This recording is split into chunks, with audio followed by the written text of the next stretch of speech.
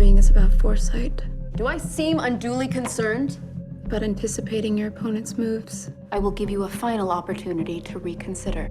It's about making sure you surprise them, Don't think I'll show you any compassion. and they don't surprise you.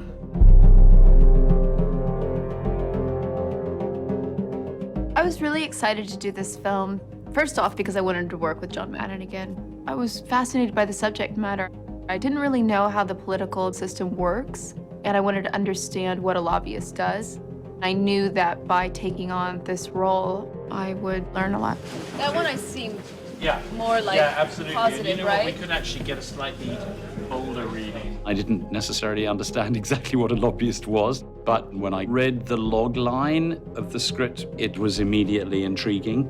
The more I read, the more I began to realize this is one of those scripts that exercises a grip on you very quickly, and I found myself leaning forward in my seat. When I take the stand, you'll see nothing but a granite wall.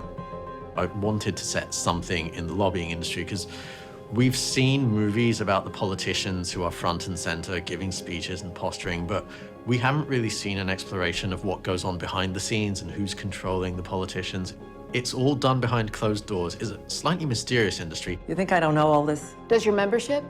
Because now would be a great time to tell them. You're dealing in a world where everything is strategy.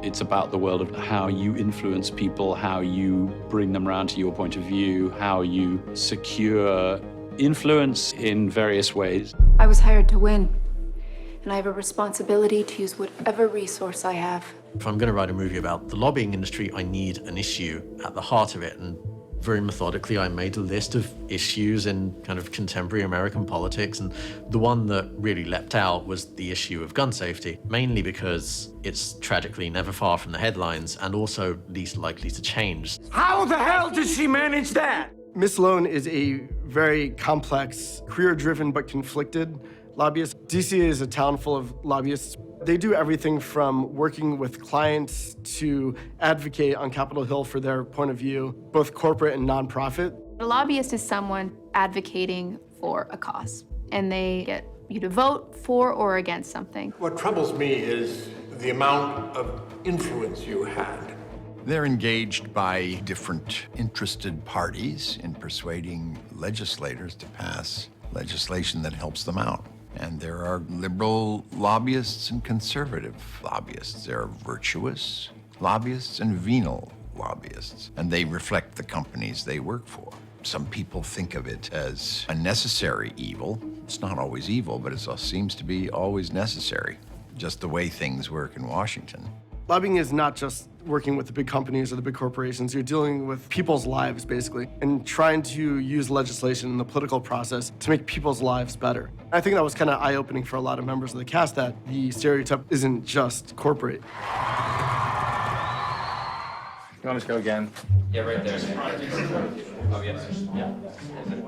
We also did this boot camp in Toronto, which was a great way for the cast to sort of bond, but also just to ask all the stupid questions that we wanted to ask from a really experienced lobbyist. One of the difficult things about DC is your personal and professional lives are intertwined. You would be on your phone 24 hours a day, 7 days a week. You'd sleep with your phone under your pillow. How you'd interact with a member of Congress to how you'd interact with your colleagues, and kind of the career trajectory of a lobbyist, and how they go from the junior level to the Elizabeth Sloane level. The gun lobby's rhetoric is based on the falsehood that we want to take something away from people. We don't. We want to make it more difficult for dangerous people to buy firearms. If we can't burst this fallacy, we may as well go home. I talked to people about gun violence protection and gun safety and how someone would go about that if you were trying to push legislation.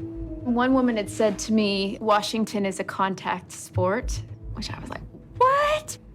I left the city really feeling like a completely different person from when I arrived. In this town, no matter where you are, you're never more than 2 feet away from a rat.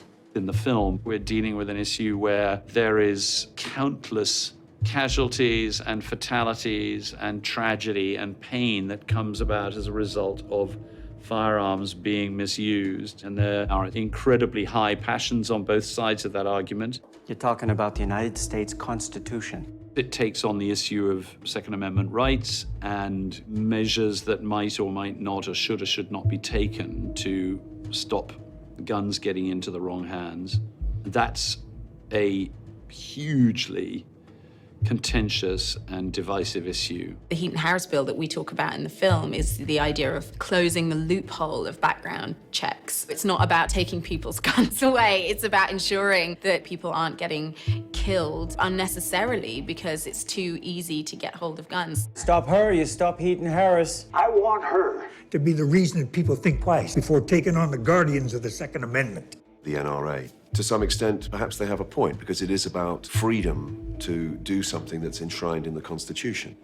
And as every American knows, that Constitution is the bedrock of all the freedoms that they enjoy today. But obviously the opposition claim that the number of deaths that are being caused by the availability of guns, the ease of availability of guns, is just out of control. So trying to stem that flow is the uphill struggle. What do you know about the gun lobby's opponents? The Brady campaign? I know they're going to lose because their total budget is less than what the gun lobby pays to get their shoes shined. The arguments for and against are less important than how do we get it passed? How do we win? Lobbyists are a bunch of very competitive people driven by winning and losing. She's in breach of Senate ethics rules. Find another way.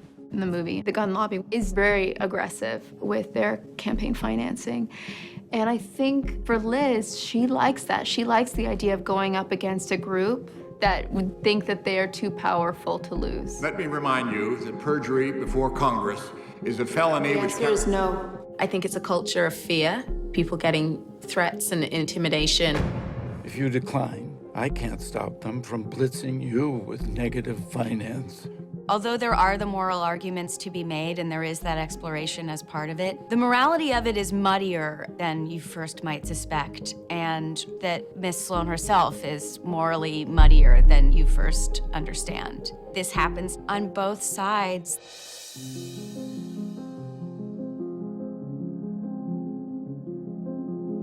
I really liked the character of Miss Sloane because she's not a typical character that I would read in most screenplays. I found her incredibly intelligent and ambitious and compulsive in her desire to win.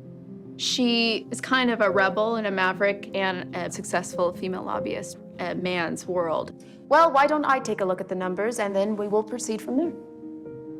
The thing that impressed me most about Jessica is how much research she did. She actually read the same books that I read when I was preparing to write this script, which is incredibly impressive. She's immersed herself in that world. Know your subject, people. I couldn't have started this movie not doing the research that I had done. I really like to do research. I went to DC and I met with lobbyists, and I went to Capitol Hill and I read a bunch of books to try to understand just the world that Liz Sloane lives in. Adam Blickstein, who was our sort of lieutenant outfit, who I was constantly on the phone with, checking this and that helped us in terms of where the story was going.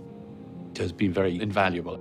Our role in the film was to help guide the filmmakers, the writers, the cast through what kind of the real-world DC side of it would be. John Madden is a details-oriented director, and he wanted to get it right. Applauding, and you're going to walk straight past them there, pay no attention whatsoever. And he got it right. It's a testament to the level of care and the level of concern about getting both the big picture and the minutia correct from a DC perspective.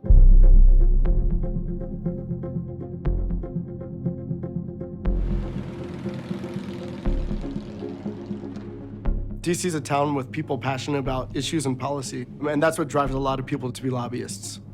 Ms. Sloane captures that multifaceted nature of the DC government affairs world accurately. It reflects on what's going on in politics. It reflects very accurately on the world of lobbying and how these things actually happen. The film is as authentic as any drama about the subject matter can be. You get a total sense of how these firms operate, what the types of characters are that populate those firms, how difficult it is to raise money, how slippery senators can be when you need them to do something for you. It's all in there. I'm hoping that people will talk about how the public can still have guns, but maybe we can keep them out of the hands of some felons and criminals and terrorists. The films pull back the curtain a little bit on how politics actually works and how, in some cases, it's counterintuitive to how you think things should work. I think it's interesting to be part of a movie that really sort of takes the lid off that concept and shows it for what it is. It was this whole new way of thinking about the American political system. That is what is so refreshing about this film. It floats free of any actual world except the world of procedure. It's not my job to point fingers, it's my job to tell stories and to create an experience which, at its best, you would hope would make people think a little bit. Cut. Cut there, thank you. There's over 5 million of us, and we're armed. There will only ever be one winner. Who the hell does she think she is? You're just blowing this thing wide open. And that's a wrap.